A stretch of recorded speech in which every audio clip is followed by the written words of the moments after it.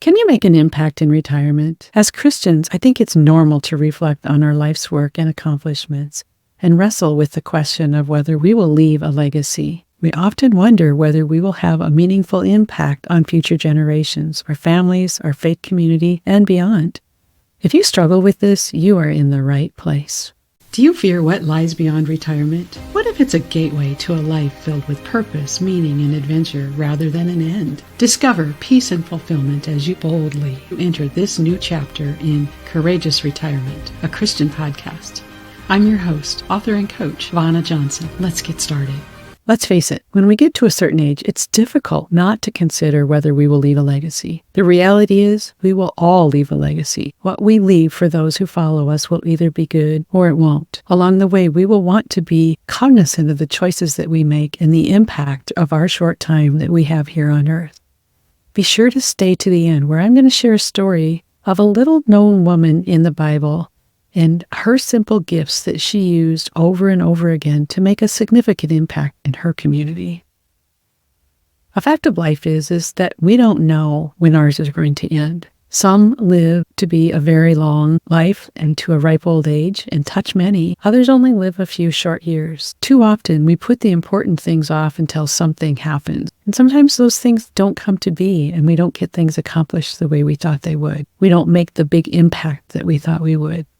With that in mind, I think it's important to remember that it's never too early to be thinking about the legacy that we will leave behind. Too often we think of our legacy only in the terms of our children and our grandchildren, but in reality, we leave a lasting legacy with a much wider circle than that. I have had teachers and coworkers and Bible study friends who have left me with so much wisdom through the years, and I pull from that often, over and over again, as I maneuver through this journey of life.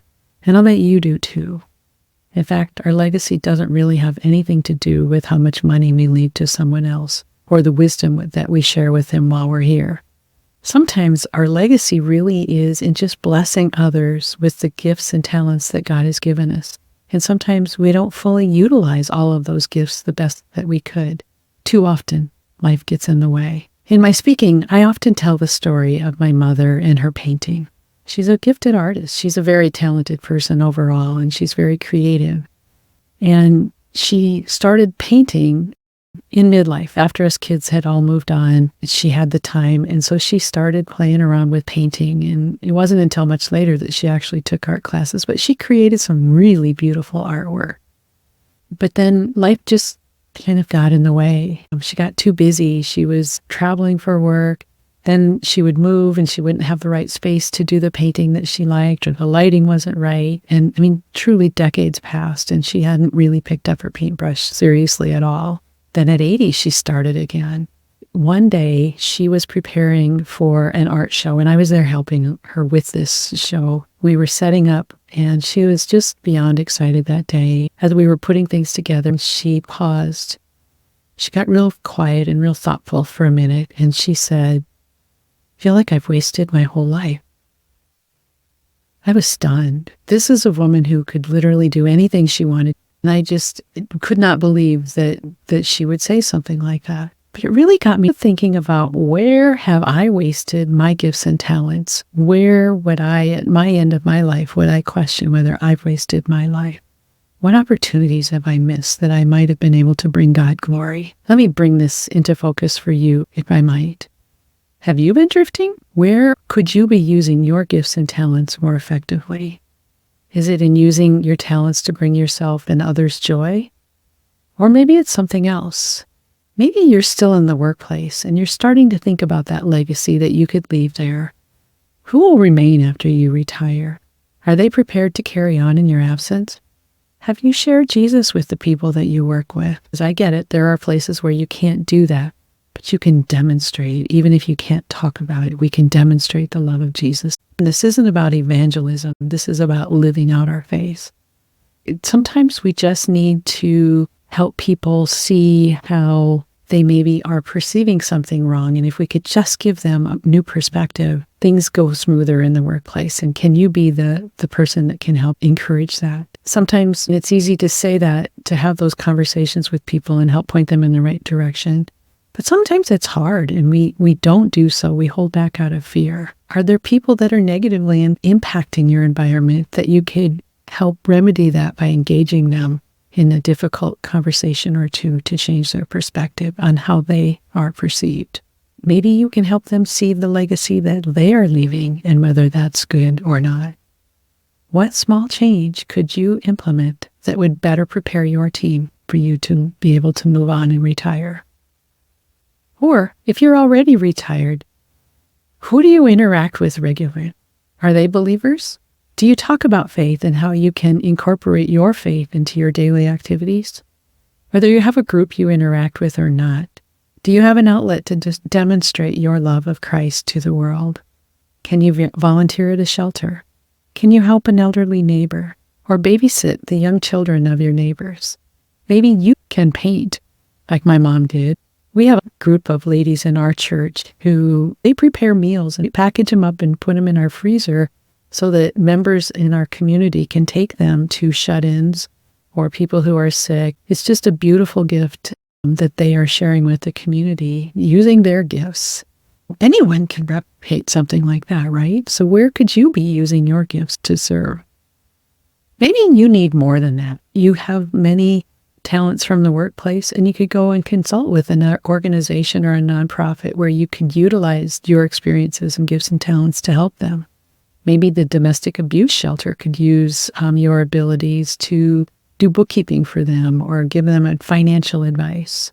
You could volunteer to cover the phones over nights and weekends so that the regular staff could take a break. Maybe you want to join a local board for a cause that you believe in, such as Habitat for Humanity, or even the local school board. Maybe you're passionate that the school systems need to be focused on education and not some of the other things that are going on in the world, and you could volunteer there and make a difference.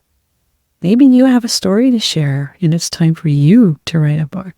One of the surprising ways that God showed me He wanted me to use my life's experience was for me to sit on the city council here in my community, something I did not seek out. But I found it to be very fulfilling to give back. I've been able to bring my experiences from my previous world in the housing into our city commission. And so I'm going to encourage you, if you have some of those skills that might be useful, don't wait for somebody to come knock on your door. When God is calling you to do something, have the courage, listen to Him, and take the action that He's calling you to. Every path is different, but make no mistake, God has a plan for you, and He's excited for you to walk in His purpose in your life. Trust me, we don't know how much time we have left, and if we're breathing, we still have a purpose here on this earth. Let me finish my mom's story for you. We couldn't know that the day of that art show would be one of the last art shows she would be able to do. In fact, a few short months later, she would have a stroke and wouldn't be able to paint anymore.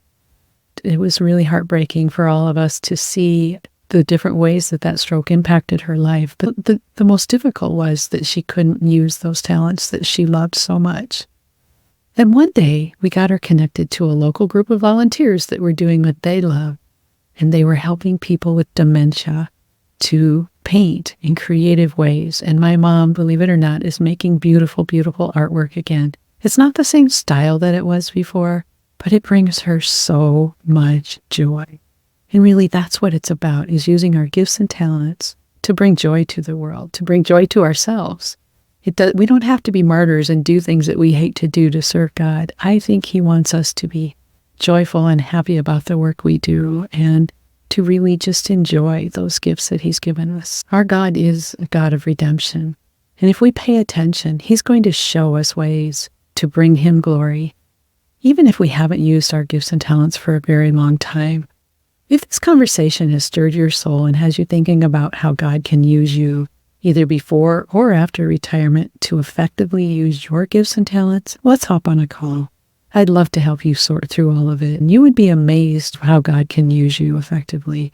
I will leave a link in the show notes so that you can reach me and have that conversation. At the beginning, I talked about a woman in the Bible who really made a difference just using what some would be considered just really simple gifts and not anything big at all.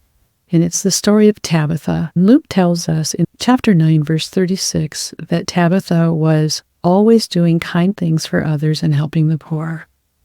When she died, her friends asked Luke to come to where she lay. The room was filled with widows who were weeping and showing him the coats and other garments that Tabitha had made for them throughout the years. You see, Tabitha made a huge impact on her community by being kind and making coats and other garments for others. Many came to mourn her when she died, and it was likely that most of them were people that she had helped along the way. She didn't have impressive gifts like Peter and the other disciples, but she effectively used the gifts that she did have to make a huge impact on her community.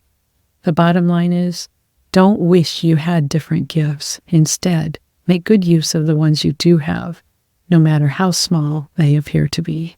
Sifting our identity in retirement can be a real struggle. Be sure to listen to the next episode, episode 3, where we talk about identity, and we can skip that struggle of our identity as we shift into retirement and go straight to living your more. I want to thank you for stopping by today. It's been such a blessing to have you here. I just pray that this will inspire you to think about how you can engage your faith, finish well, and live your more.